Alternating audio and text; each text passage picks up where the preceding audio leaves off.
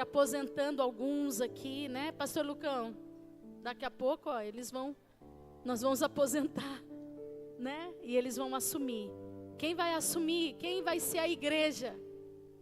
São os nossos filhos. A responsabilidade é tua. Então crie seus filhos nos caminhos do Senhor. Amém? Aleluia. Pode tomar o seu lugar? Eu espero que esse encontro tenha transformado alguns terroristas. Mas eles são lindos, né? Eles são lindinhos. Você acha que são todas as crianças da igreja? Não são. Aos domingos nós recebemos cerca de 200 crianças lá nos Gaditinhas. E eles comem todo domingo. E eu não sei como é que consegue comer tanto, irmãos. Mas graças a Deus, porque realmente o nosso coração se alegra quando nós vemos a transformação de algumas crianças que chegam aqui tão acanhadas e pelo poder do Espírito Santo elas vão se desenvolvendo. Eu fico feliz quando eles almejam serem pastores. É muito lindo quando eu recebo cartinha deles e eles falam assim: eu quero ser igual ao senhor. Mais magro, mas igual ao senhor. E eu louvo a Deus pela vida dessas crianças.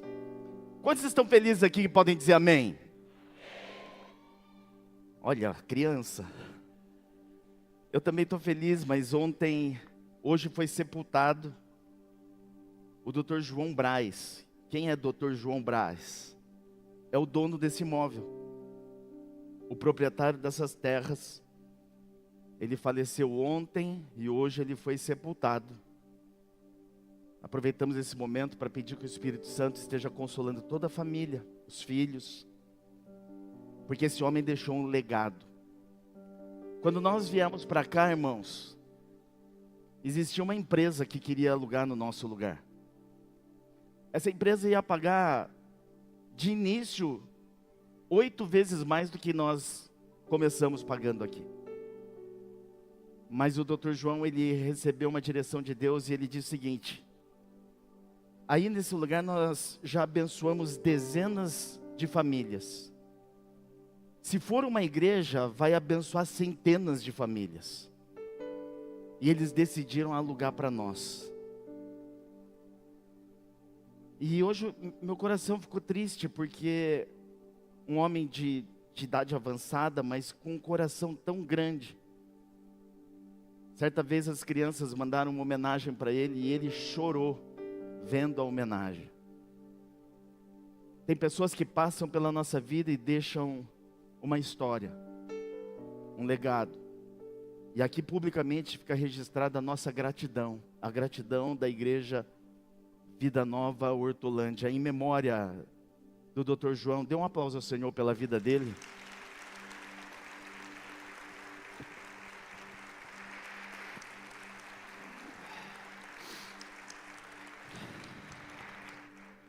Glória a Deus. Irmãos, abra a tua Bíblia rapidamente em Provérbios capítulo 27. Provérbios capítulo 27. Eu queria que todos vocês tivessem a oportunidade de ver a igreja daqui de cima. Como é linda a igreja. Nós não somos os melhores pastores na face da terra. Nós não somos os mais cultos. Nós não somos os que pregam melhor, que somos eloquentes. Mas tudo que nós fazemos aqui, nós fazemos com amor, com paixão. Essa equipe pastoral que está comigo há anos, essa minha primeira equipe de 12, eles não são os melhores, nem os mais capacitados. Mas todos eles se entregam de verdade. Dentro das nossas limitações, das nossas dificuldades, nós nos entregamos. E nós vivemos dessa forma porque nós sabemos que existe um futuro. E Deus conta conosco para que esse futuro aconteça. Eu estive numa reunião de pastores essa semana que entristeceu meu coração. E eu confesso que o meu coração fica aflito até hoje em pensar nos assuntos que nós tivemos que conversar ali. líderes, pastores pegos em adultério. Pastores adulterando com ministros de louvor, saindo com pessoas no meio da congregação. Pastores que não fazendo administração dos recursos da igreja. Até porque pastor não é para fazer o controle financeiro da igreja. Pastor não é para mexer no dinheiro da igreja. Por isso existe uma equipe de financeiro. Mas tanta coisa que nós tratamos ali, que deixou meu coração triste. Mas hoje, ao entrar aqui na igreja e olhar para o rostinho de cada um deles, homens íntegros, honrados, mulheres honradas, com famílias estruturadas. Eu começo a palavra dessa noite dizendo algo: nós não somos os melhores, longe disso. Somos tão debilitados, né? Carentes de aperfeiçoamento. Mas eu posso garantir para você, igreja, o altar e os bastidores dessa igreja são limpos, são puros, porque nós tememos ao Senhor.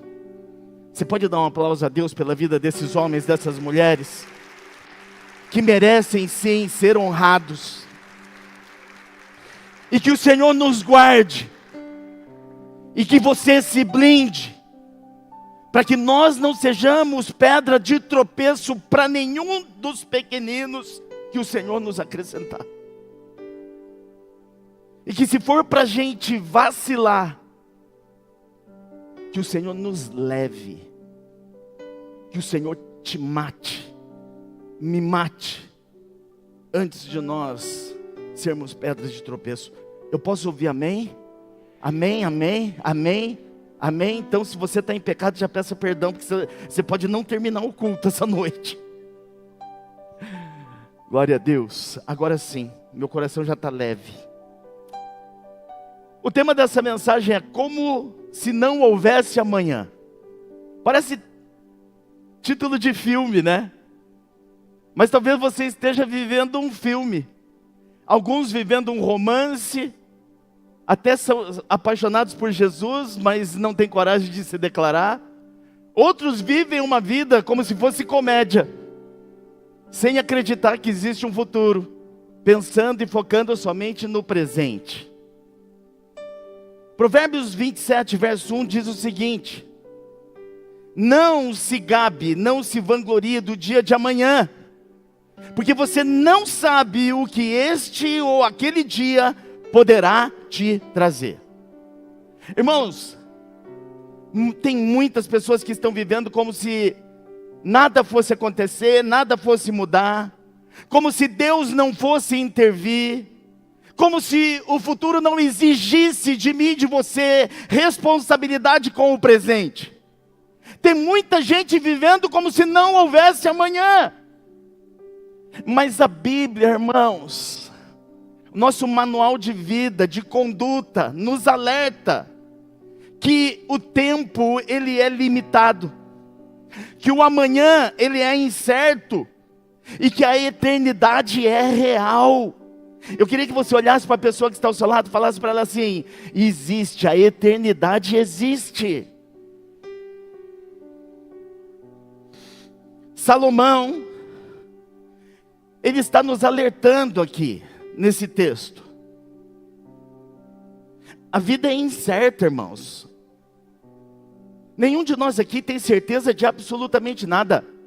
A única certeza que eu e você podemos ter é que um dia nós vamos morrer. O restante, a vida, ela é incerta.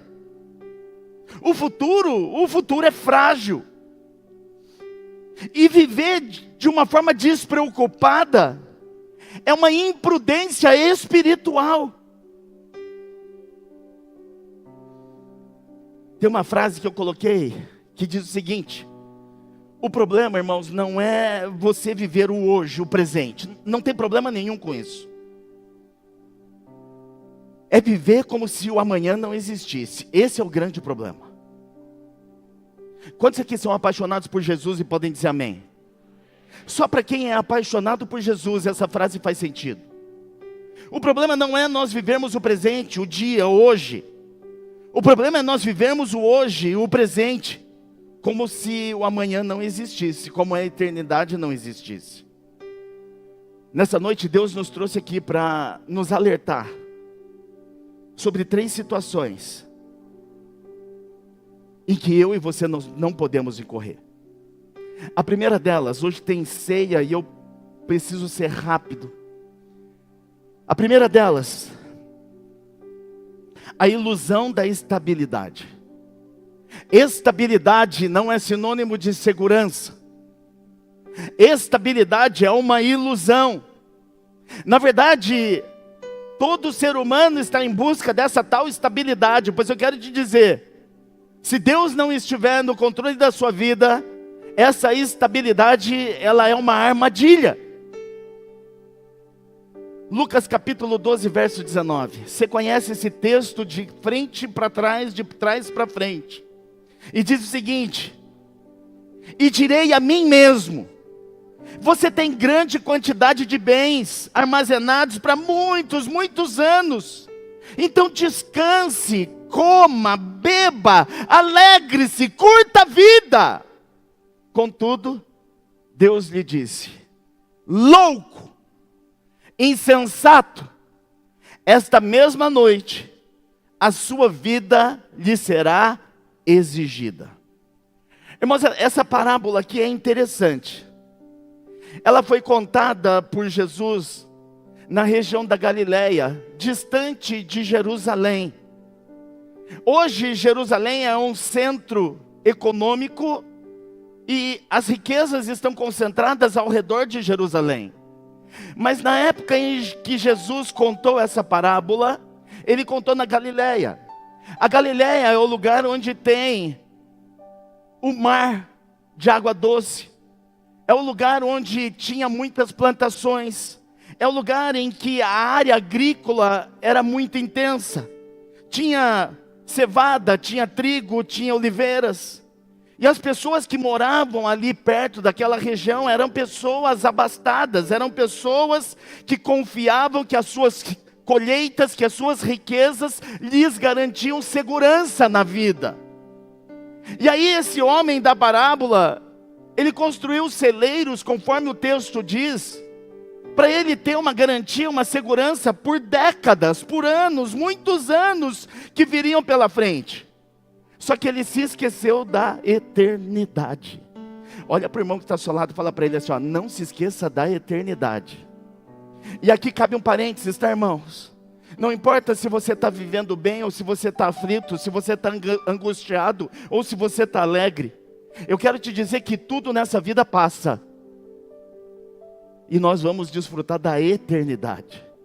Se você está sofrendo muito, saiba, na eternidade você não vai sofrer se você viver lembrando que existe uma. Se você está muito feliz, não se sinta satisfeito, porque tudo isso também vai acabar.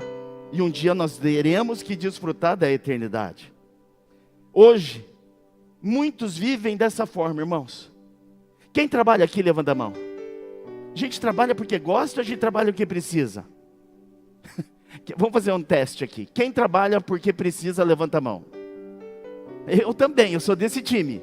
Quem trabalha porque gosta, levanta a mão. Masoquista. Inclusive, eu falei na célula, quarta-feira, nós vamos dar uma mão de pau em Adão. Quando a gente for para o céu, viver a eternidade, nós vamos pegar Adão.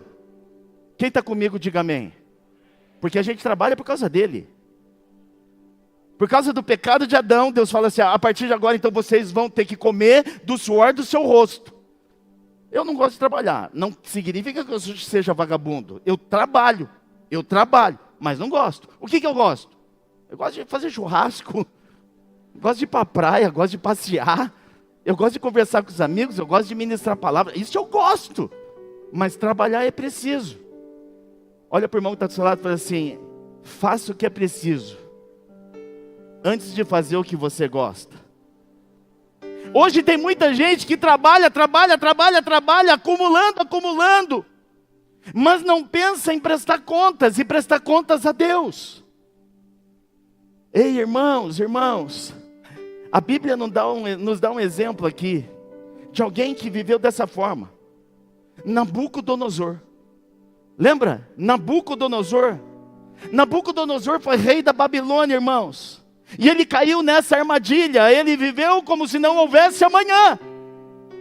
A Bíblia conta que Nabucodonosor, ele reinou por 4 décadas. Pouco mais de 40 anos. A Bíblia menciona que esse homem, ele conquistou vários territórios. Entre esses territórios, ele conquistou Judá. Nabucodonosor, ele conquistou o Egito, ele conquistou Tiro, ele conquistou a Síria, entre tantos outros. Ao ponto da Babilônia se tornar um centro comercial e um lugar de armazenamento das riquezas que vinham de todos os lados. Mas aí acontece algo interessante. Ele faz uma declaração lá no livro de Daniel, capítulo 4, verso 30, e ele diz o seguinte: não é essa a grande Babilônia que eu construí como sendo a minha residência real, com o meu poder e para a glória da minha majestade? Não é esse o lugar, não é essa a Babilônia. Realmente, irmãos, Nabucodonosor construiu tudo isso. Viveu, conquistou, como se não houvesse amanhã. Nabucodonosor, ele construiu um grande império. Mas em seguida, ele foi humilhado. Diga comigo, humilhado. Fala mais alto, diga humilhado. Nabucodonosor foi humilhado. E ele perdeu tudo por um período. Tudo que ele havia conquistado, ele perdeu. Deus, o próprio Deus o humilhou. Deus tirou a sanidade. Nabucodonosor começou a viver como bicho, insano, fazendo viver como um animal no campo, comendo grama, comendo mato. E só voltou a ter e possuir, a ser, a partir do momento que Nabucodonosor reconheceu que Deus é o Deus Altíssimo. E aí então ele foi restaurado. Aonde eu quero chegar com isso, irmãos?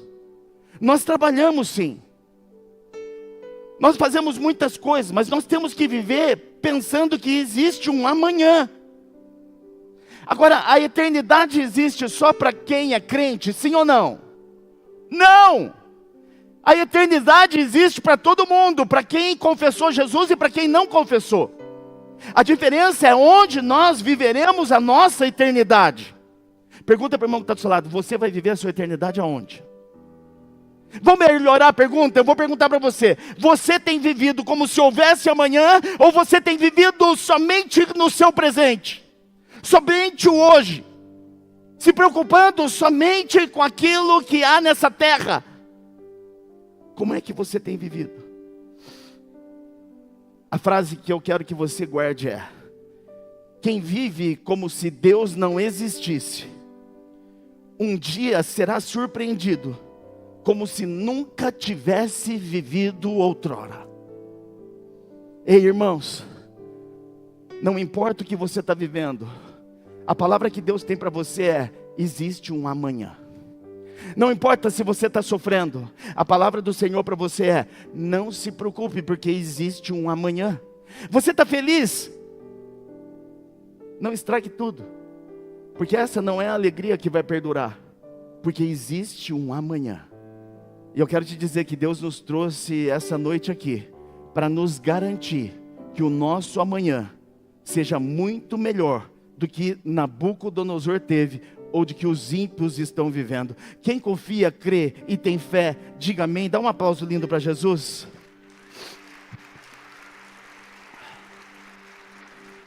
Por favor, não viva mais como se não houvesse amanhã. Gere novamente em você fé, esperança, expectativa. Pare de achar que nada vai mudar. A pastora Samara começou esse culto pedindo para as pessoas que tiveram uma semana difícil para vir à frente. Tem muita gente que teve a vida difícil essa semana e não veio. Sabe por quê? Porque no fundo acredita que nada vai mudar. Porque não confia, porque não tem fé. Pois Deus te trouxe hoje aqui para você aumentar suas expectativas.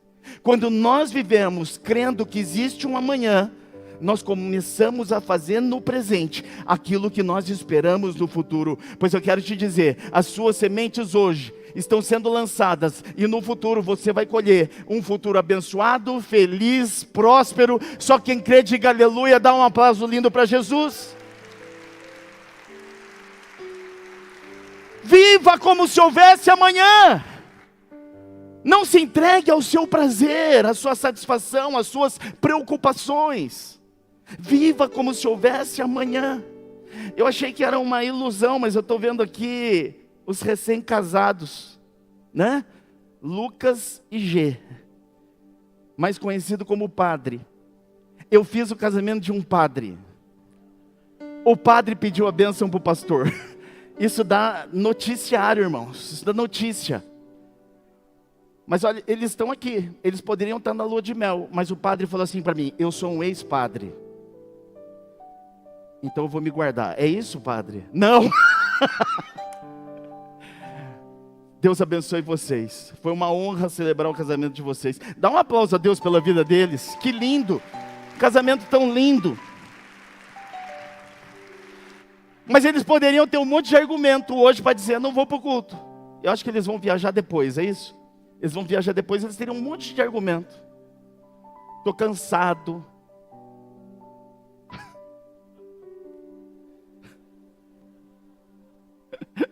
Deixa eu passar essa parte. Eles poderiam ter um monte de argumento, mas eles estão aqui. Sabe por quê? É porque eles sabem que existe um amanhã. Existe um amanhã. Não importa, irmãos. Não importa a alegria que você está vivendo, ou a dor que você esteja sofrendo. Existe um amanhã. Existe um amanhã. Segunda coisa que eu e você precisamos entender: o descuido, a falta de cuidado com a nossa alma, tem um preço eterno a ser pago. Eclesiastes 11:9. Alegre-se, jovem, na sua mocidade. Seja feliz, mas saiba que por todas essas coisas Deus o trará a julgamento. Jovem, na maioria das vezes, vive como se não houvesse amanhã.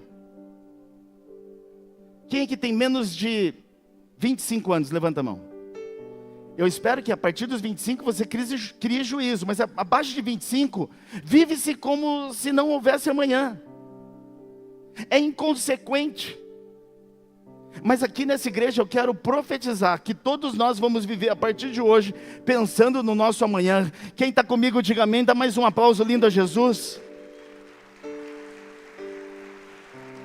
Salomão escreveu Eclesiastes já no final da sua vida, irmãos. Provavelmente ele já estava em Jerusalém, depois de ter experimentado todos os prazeres que um ser humano podia viver. Eu não curto muito Eclesiastes, de verdade. Mas faz parte da Bíblia, então tem que ter algum ensinamento aqui. Mas Salomão escreveu Eclesiastes depois de ter feito tudo o que não devia. Depois de ter experimentado e ter entregue a sua vida aos prazeres desse mundo. E como eu disse, Salomão estava em Jerusalém, que já era o centro político e também havia se tornado o centro espiritual de Israel.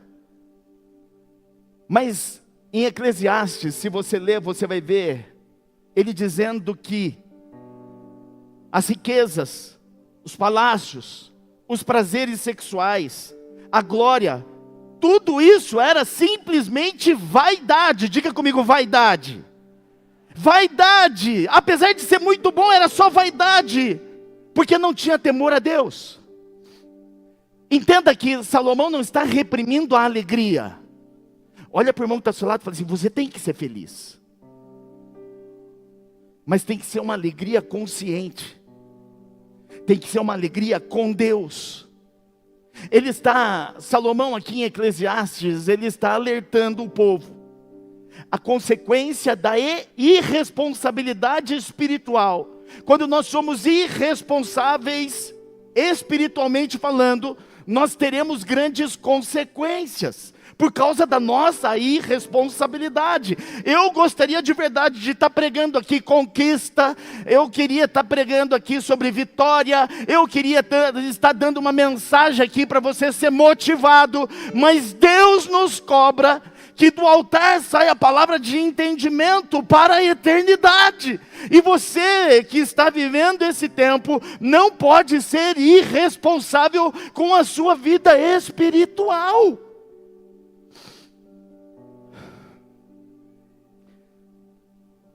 Quantas pessoas estão online hoje? Agora, nesse exato momento? 80? 80 pessoas. Eu acho que deve ter umas 700. 80 pessoas assistindo online. Isso vai piorar, irmãos. Eu estava conversando essa semana em casa. E na época que nós éramos líderes de jovens, a gente ia para a porta das baladas tirar os jovens de dentro das baladas.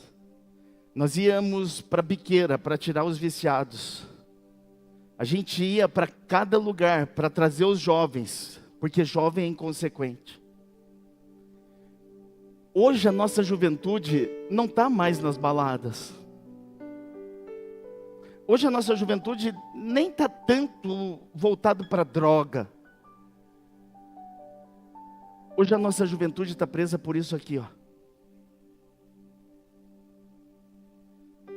Hoje a nossa juventude está presa no smartphone, que acessa tudo rápido, num toque. Pois que eu e você tenhamos juízo, mesmo não sendo mais jovens, para que aquilo que a gente for fazer, a gente tenha em mente que existe um futuro. Essa geração na qual nós fazemos parte, irmãos, ela vive uma teologia do prazer. Sabe o que é a teologia do prazer? Se está bom eu fico, se está gostoso eu permaneço, se estiver ruim eu vou embora e eu não quero mais. Não é sobre isso. Essa geração está vivendo um culto ao corpo, está vivendo um culto ao sucesso, à fama, às experiências. E a minha preocupação é que a alma dessa geração está sendo ignorada. Aí eu pergunto para você, como está a sua alma hoje? As pessoas não se relacionam mais, irmãos. Dificilmente você olha nos olhos de outras pessoas. A Bíblia diz, a tua Bíblia diz que os seus olhos são a janela da alma. E se a gente não olha nos olhos das pessoas, como é que a gente sabe como é que está a alma daquela pessoa? Por quê? Porque as pessoas não se relacionam mais, as pessoas ficam olhando para o celular. Elas ficam olhando para a internet, elas ficam olhando para aquilo que é mentira, falácia, fake. É uma preocupação que a igreja precisa ter. 80 pessoas hoje online. Graças a Deus por você, tá? Que está assistindo. Mas eu e você precisamos andar na contramão desse mundo. Nós não podemos saciar o prazer da nossa carne. Até porque o reino de Deus não é gostoso. A gente passa por aflições. E às vezes sair de casa num friozinho para vir para a igreja não é tão confortável assim. Eu fui hoje numa igreja de um amigo, de manhã. Aliás, nós teremos culto de manhã aqui, viu?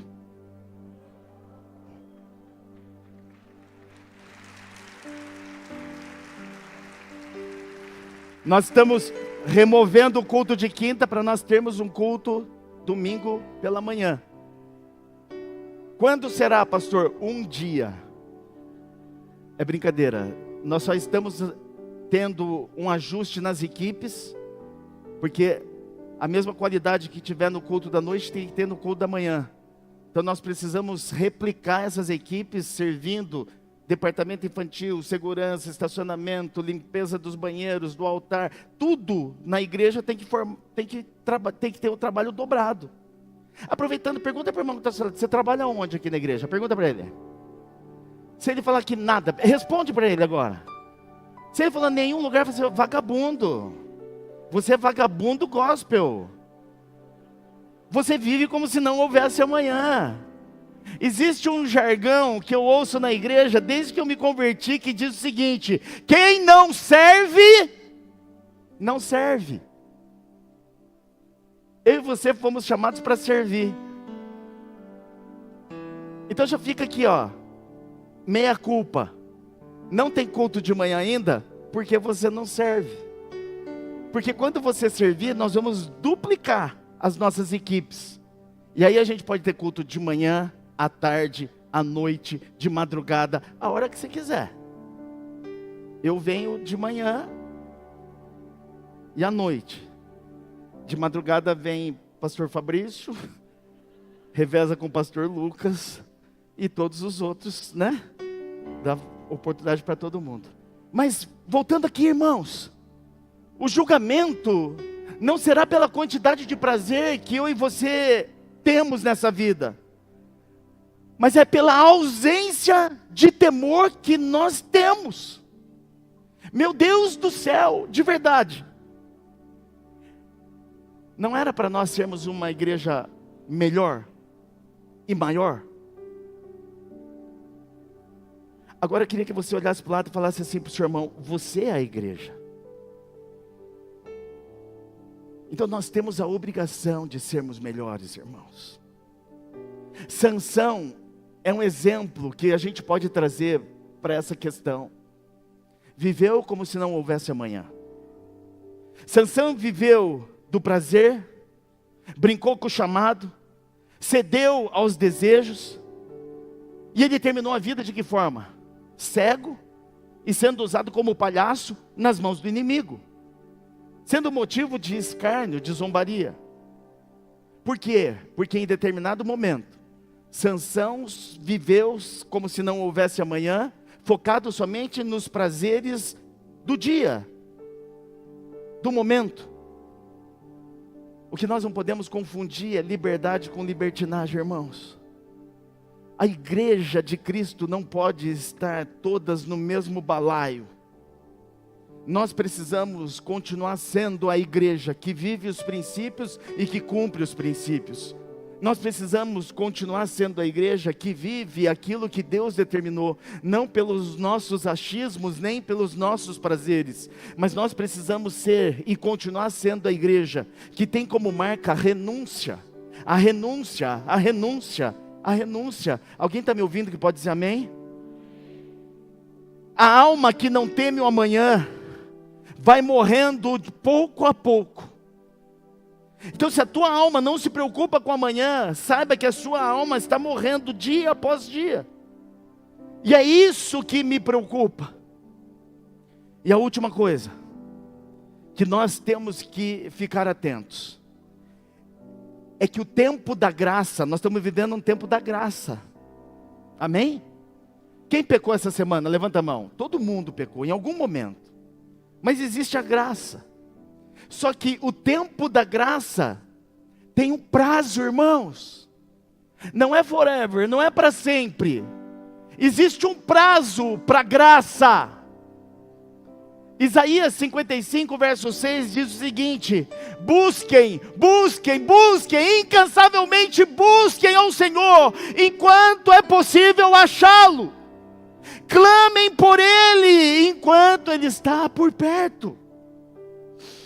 O profeta Isaías, ele ministrou essa palavra, e ele estava em Jerusalém, lá no reino de Judá, por volta de 700 anos antes de Cristo. Um tempo em que estava se vivendo grande idolatria e indiferença espiritual. Irmão, você já parou para perceber que nós estamos vivendo algo muito semelhante? Idolatria cada vez mais por pessoas, por coisas, por situações. Idolatria, idolatria. E uma irresponsabilidade, uma indiferença espiritual tamanha, que chega a dar medo. Mas era isso que o profeta Isaías estava vivendo naquele tempo, uma indiferença espiritual. E sabe o que estava acontecendo aqui? Deus estava prestes a entregar o seu povo para se tornar cativo na Babilônia. Isso aconteceria 100 anos depois que Isaías disse essa palavra: busquem, busquem, busquem, busquem ao Senhor enquanto se pode achar. 100 anos depois, o povo foi prisioneiro, se tornou cativo na Babilônia. Félix foi um governador na Judéia. Félix foi um procurador romano, numa cidade chamada Cesareia Marítima. Quem já foi para Israel aqui? Nós já estivemos lá. Cesareia Marítima, um lugar que foi construído por Herodes, um anfiteatro maravilhoso, um porto foi construído ali por Herodes, para dar inveja a Santos, aqui no litoral paulista, um palácio luxuoso. E o apóstolo Paulo, ele foi preso, de forma injusta, e ele teve que comparecer até a presença desse governador chamado Félix. Para quê? Para que o apóstolo Paulo pudesse apresentar sua defesa, já que ele havia sido preso, e ele ia ser levado diante da autoridade do governador Félix, ele podia apresentar sua defesa em causa própria. Mas a Bíblia diz lá em Atos 24, que ao invés de Paulo apresentar sua defesa, para que ele fosse liberto, para que ele fosse colocado em liberdade, a Bíblia diz que o apóstolo Paulo começou a pregar o evangelho com ousadia para esse governador chamado Félix. Diga glória a Deus. Só que, irmãos, Félix não aceitou as palavras que Paulo estava pregando. No verso 25 de Atos 24, diz o seguinte: que quando Paulo falou sobre justiça, domínio próprio e juízo, Félix teve medo. Quando Paulo começou a pregar sobre o futuro, sobre o amanhã, sobre o que viria, a Bíblia diz que Félix teve medo, e ele disse o seguinte: chega, para de falar, Paulo, para, basta, por enquanto basta, você pode ir embora, você pode sair, quando eu achar conveniente, eu vou pedir para chamá-lo novamente. Aonde eu quero chegar com isso, irmãos? Tem muita gente vivendo assim, recebe a palavra, entende a palavra, mas acha que não é o momento para mudar de vida, acha que vai dar tempo para mudar de vida depois, acha que vai ter tempo suficiente para reconhecer a Cristo como Senhor e Salvador e viver a eternidade. Ei, o tempo da graça tem limite, tem prazo, e nós não podemos desperdiçar esse tempo, irmãos. Nós não podemos viver como se não houvesse amanhã. O texto diz que o governador Félix, que ele tremeu, ou seja, o seu coração foi tocado, ele foi confrontado, e ele teve a chance de reconhecer, mas ele recusou. Ele recusou. Eu quero te dizer que Deus está disponível, mas não será para sempre. A porta da graça não ficará à disposição de mim e de você eternamente. Ela não ficará eternamente aberta. O tempo da salvação é hoje. Diga para o irmão que está do seu lado: é hoje.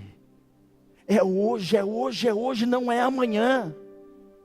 Aí a gente fala assim: mas eu nunca falei como o Félix falou. Basta, basta.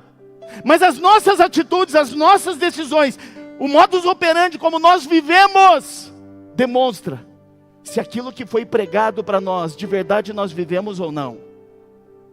Olha nos olhos do irmão que está do seu lado e veja que tipo de conduta ele tem, que tipo de vida ele tem, porque os olhos dele são as janelas da sua alma. Eu encerro com uma frase: toda vez que você estiver procrastinando, sabe o que é procrastinar? É deixar para amanhã, é deixar para depois aquilo que nós precisamos fazer hoje. Toda vez que você estiver procrastinando, você precisa entender que isso é uma anestesia do inferno, para que você não tome a decisão de ser o que Deus espera e ter aquilo que Deus te prometeu. A procrastinação não pode mais contagiar você. Quantos aqui de verdade podem ser um crente melhor, digam amém. E por que não tem sido? Por que a gente deixa para amanhã? Por que nós deixamos para depois? Tem pessoas que só vão conhecer a Cristo se for através da sua vida. Ah, mas o pastor é o senhor. Mas eu não conheço essas pessoas que você conhece. E toda vez que você posterga, que você adia em se tornar um crente de verdade, toda vez que você fica procrastinando, jogando para depois, para tomar a decisão de ser um crente de verdade, são pessoas que estão indo para o inferno. Um dia, esse portal da graça, ele vai se fechar. E se a gente não aproveitar, a gente pode ficar de fora. Há uma janela de oportunidade sobre a tua vida, meu irmão. Há um tempo de misericórdia do Eterno na tua direção. Mas eu e você não podemos brincar com a graça, porque um dia nós podemos nos lamentar por não termos mais. Você pode ficar em pé no seu lugar em nome de Jesus? O meu apelo para você nessa noite é: não viva mais como se não houvesse amanhã. Nós não estamos aqui brincando de igreja, brincando de ser crente, brincando com os princípios estabelecidos pelo Senhor e que nós temos acesso através da palavra. Nós vivemos isso porque acreditamos nisso. Como eu disse, muitos de nós aqui renunciamos. Nós renunciamos riqueza. Nós renunciamos riquezas em detrimento do reino de Deus. Nós renunciamos prazeres. Nós renunciamos vontades. Em detrimento a quê? Ao reino de Deus, porque nós vivemos hoje sabendo que existe um amanhã.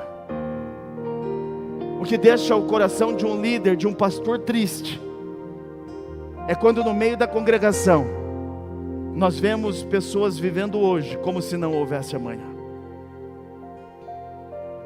O dia em que o Senhor se apresentar a você, em que você tiver que prestar contas, você nunca poderá dizer que você servia numa igreja que só pregava prosperidade, conquista e vitória. Por mais que a gente não goste, aqui é pregado a vida eterna, a salvação que só é possível através de Jesus. Minha pergunta para você nessa noite é: você já entregou tua vida para Jesus? Ou você está vivendo como se não houvesse amanhã? Que o Espírito Santo esteja ministrando ao teu coração. Enquanto nós estivermos louvando e adorando a Deus, o Espírito Santo vai convencer você de que hoje não é amanhã, hoje é o dia escolhido para a tua salvação e para a tua eternidade. Adore ao Senhor em nome de Jesus. O teu amor